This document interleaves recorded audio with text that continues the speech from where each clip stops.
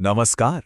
ई-मित्रा network के परिचालन मानकों पर इस जरूरी ब्रीफिंग में हम धोखाधड़ी और जवाबदेही से जुड़े नियमों को समझेंगे। चलिए देखते हैं कि आज हम क्या क्या कवर करने वाले हैं। हम 5 जरूरी एरियाज पर फोकस करेंगे। पहला, SLA 9.2 भरोसा कैसे बनाए रखता है। दूसरा, कौन सी गतिविधियां नियमों का उल्लंघन मानी जाती हैं।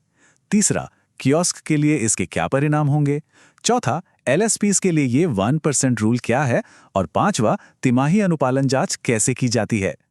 तो सबसे पहले बात करते हैं इस पॉलिसी की नींव की, जो कि ई-मित्रा सिस्टम में आम जनता का भरोसा बनाए रखने के लिए ही डिजाइन की गई है। जैसा कि आप देख सकते हैं, इसका मूल संकल्प है डिजिटल राजस्थान की नींव को भ्रष्टाचार से मुक्त रखना। मतलब SLA 9.2 सेकंड का मकसद किसी को सजा देना नहीं, बल्कि पूरे डिजिटल इकोसिस्टम को सुरक्षित रखना है। तो अब सवाल ये उठता है कि वो कौन सी गतिविधियां हैं जिन्हें सिस्टम के लिए खतरा माना जाता है। ये 4 तरह की गतिविधियां हैं जिन्हें बहुत ही गंभीर उल्लंघन माना जाता है। पहला, वित्तीय गबन। दूसरा, किसी भी तरह की धोखाधड़ी। तीसरा, बायोमेट्रिक सिस्टम को बाईपास करना या उसमें जालसाजी करना। और चौथा, दस्तावेजों के साथ छेड़खानी। ये वो रेड लाइंस हैं जिन्हें पार करने की इजाजत बिल्कुल नहीं है।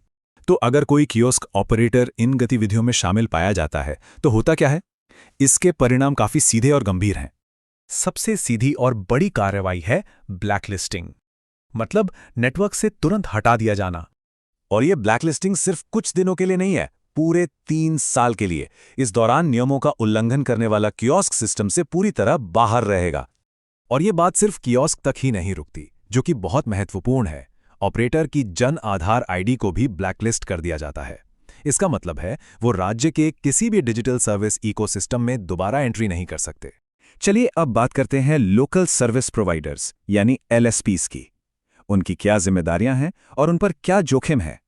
तो एक बहुत बड़ा सवाल यहां यह है कि LSP की जवाबदेही कैसे तय की जाती है। इसके लिए एक बहुत ही स्पेसिफिक फॉर्मूला है जो ये बताता है कि उनके नेटवर्क में धोखाधड़ी होने पर वो कितने जिम्मेदार होंगे। LSP की जिम्मेदारी तय करने का प्रोसेस हर तिमाही में होता है और इसके 3 सिंपल स्टेप्स हैं।